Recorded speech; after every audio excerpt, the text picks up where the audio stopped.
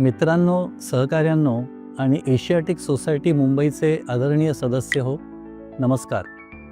काही क्षण असे असतात की ते केवळ वेळेचे टप्पे नसतात, तर ते आपल्या विवेकाला साथ करणारे क्षण असतात. संस्थांच्या आयुष्यातही असे प्रसंग येतात की जणू काळ थोडासा थांबतो आणि एक साधा पण खोल प्रश्न विचारतो, आणि तो म्हणजे आपल्याला मिळालेला हा ऐतिहासिक वारसा पुढे नेता येईल का? एशियाटिक सोसायटी ही केवळ दगडी पायऱ्यांवर उभी असलेली वास्तू नाही आहे. ती आहे 221 वर्षांची परंपरा, जी जिवंत आहे, ज्ञानाची, संस्कृतीची आणि सभ्यतेची. या संस्थेच्या संग्रहालयात आणि अभिलेखागारांमध्ये जपलेली हस्तलिखिते म्हणजे जणू शतकांच्या अंतरातून येणारे आवाजच आहेत.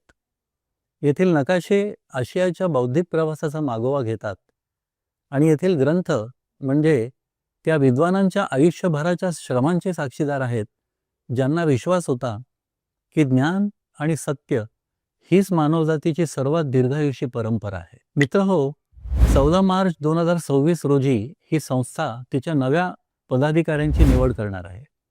परंतु आपल्याला माहीत आहेच की अशा संस्थांमध्ये होणाऱ्या निवडणुका या साध्या राजकीय स्पर्धा नसतात, तर त्या असतात संस्थेच्या भविष्याचा निर्णय करणारे क्षण. आज संस्थेच्या पुनरुत्थानासाठी काही व्यक्ती एकत्र आल्या आहेत. नेशन फर्स्ट या तत्वाला मध्यवर्ती ठेवून त्यांनी एक पॅनल उभं केलंय. ते आहे एशियाटिक टुमॉरो. या पॅनलमध्ये शिक्षक आहेत, संशोधक आहेत, इतिहासकार आहेत, समाजशास्त्रज्ञ आहेत, पत्रकार, लेखक, कलाकार, विधिज्ञ, प्रशासकीय ज्ञान असलेले लोक आणि सामाजिक कार्यकर्ते सुद्धा आहेत. ही माणसं वेगवेगळ्या क्षेत्रातून आली असली तरी त्यांना एक मूलभूत गोष्ट समजते की संस्था म्हणजे सभ्यतेचे रक्षण करते.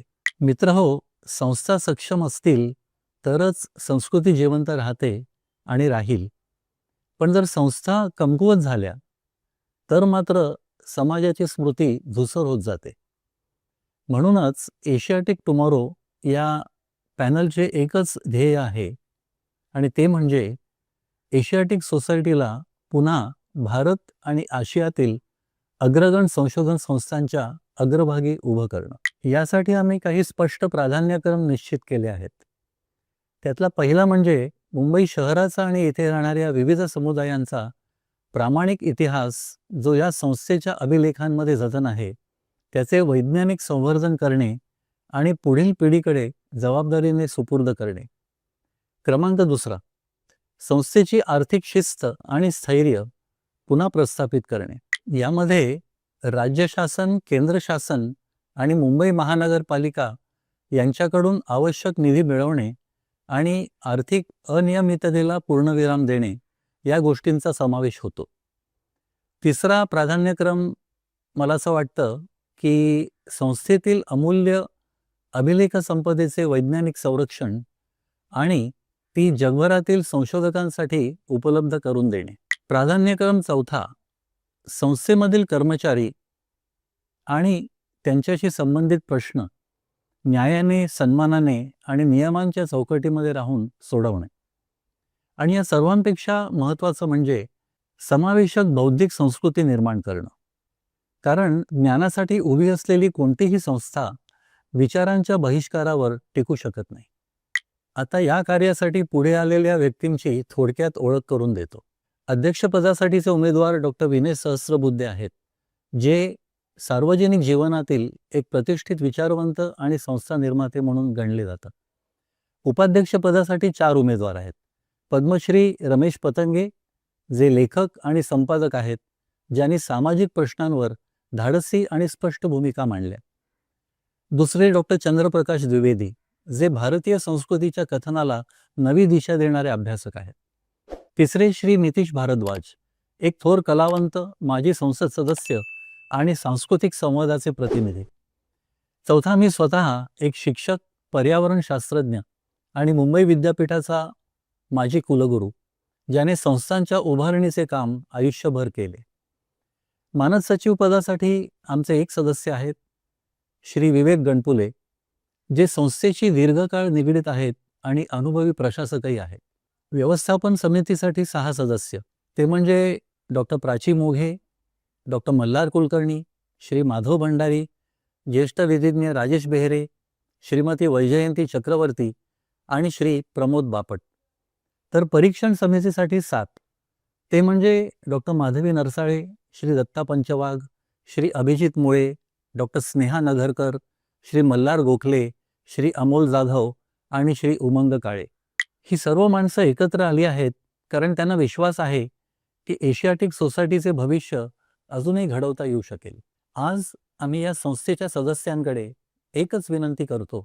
दिनांक 14 मार्च 2026 रोजी दुपारी 12 ते सायंकाळी 6 या वेळेत सोसायटीत या आणि आपले मतदान करा. कारण संस्था इमारतींनी टिकत नाहीत, तर त्या टिकतात सदस्यांच्या सजग विवेकाने. आता मी एका अत्यंत महत्त्वाच्या विषयाकडे वळू इच्छितो. आज आपल्या संस्थेसमोर असलेले प्रश्न केवळ आर्थिक किंवा प्रशासकीय नाही आहेत, तर ते आहेत संस्थात्मक संकटाचे संकेत. पहिला मुद्दा यातला असा आहे की प्रशासकीय विस्कळीतपणा. संस्था मला वाटतं तेव्हाच सक्षम असते जेव्हा तिची प्रक्रिया स्पष्ट, पारदर्शक आणि सामूहिक असते. परंतु अलीकडे असं जाणवतं की निर्णय प्रक्रिया अधिकाधिक केंद्रीकृत झाली आहे. व्यवस्थापन समितीतील सदस्यांना अनेकदा संस्थेच्या आर्थिक आणि प्रशासकीय स्थितीची पूर्ण माहिती मिळत नाही.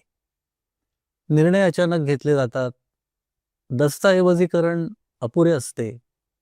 त्याचबरोबर अशी परिस्थिती केवळ काही व्यक्तींच्या चुका नसून संस्थापक दिशाहीनतेचे लक्षण आहे असं मला वाटतं.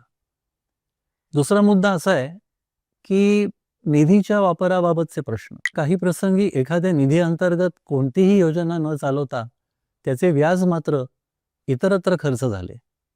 यामुळे संस्थेच्या दीर्घकालीन आर्थिक स्थैर्यावर तर परिणाम होतोच, हे आपण लक्षात घ्यायला हवं. त्याचबरोबर आर्थिक शिस्त ही केवळ लेखाशास्त्राची बाब नाहीये, तर ती आहे विश्वासाची जबाबदारी. आता तिसरा मुद्दा, तो म्हणजे विश्वासार्हतेचा प्रश्न.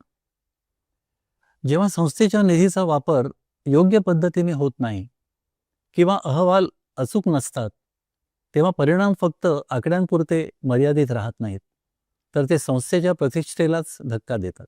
अशामुळे जे दाते पूर्वी ग्रंथसंपदेच्या डिजिटायझेशनसाठी किंवा पुस्तकं दत्तक योजनांसाठी मदत करत होते, ते मागे हटू लागतात.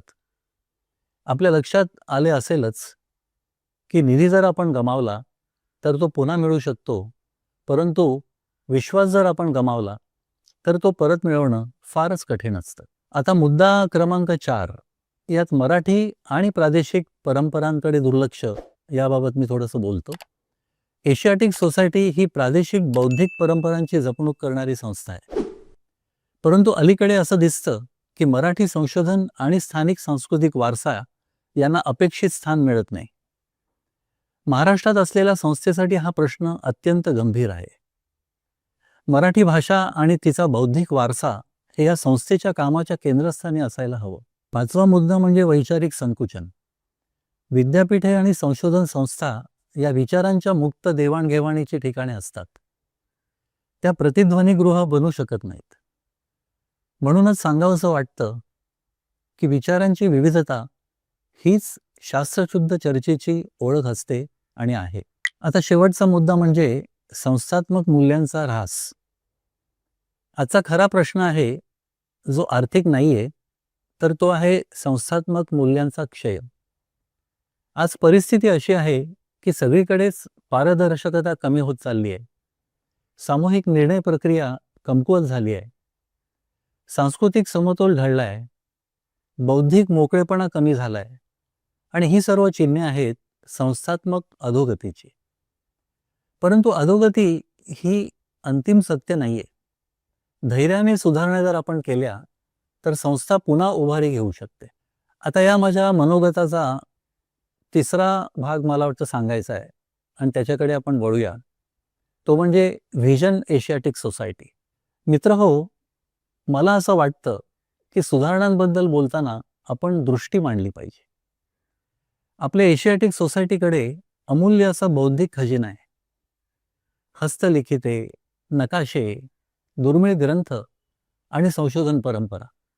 परंतु हे केवळ जतन करणे पुरेसे नाही, तरी संपदा जिवंत ज्ञानकेंद्रांमध्ये रूपांतरित झाली पाहिजे. आता कल्पना करा, मुंबईचे एक बौद्धिक व्यासपीठ, जिथे इतिहासकार, वैज्ञानिक, कलाकार आणि भाषाशास्त्रज्ञ एकत्र येत आहेत, जिथे हस्तलिखिते आधुनिक तंत्रज्ञानाशी संवाद साधतायत, जिथे अभिलेख संपदा डिजिटल माध्यमातून जगभर उपलब्ध होते आहे आणि जिथे विद्यार्थ्यांना इतिहास हा केवळ अभ्यासक्रमाचा भाग न वाटता जिवंत अनुभव वाटतोय. अशी संस्था जर द्रष्टेपणाने जोपासली तर ती केवळ संग्रहालय राहणार नाही, तर ती बनेल स्मृती आणि कल्पनाशक्ती यांच्यामधला सेतू. आता अंतिमतः मला असं वाटतं की आपल्याला एक मनपूर्वक आवाहन करावं.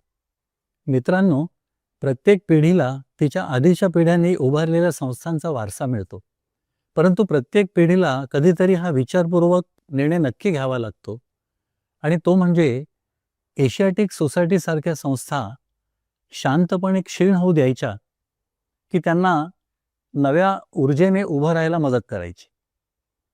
मला असं वाटतं की आमच्या एशियाटिक टुमॉरो या पॅनलचा संकल्प अतिशय स्पष्ट आहे, आणि तो म्हणजे कार्यक्षम आणि उत्तरदायी व्यवस्थापन, आर्थिक शिस्त, समाजाची अधिक संवाद, समावेशक बौद्धिक वातावरण, राष्ट्रहिताशी जोडलेली विद्वत्ता, संशोधनातील काटेकोरपणा आणि अभिलेख संपदेचे वैज्ञानिक संरक्षण.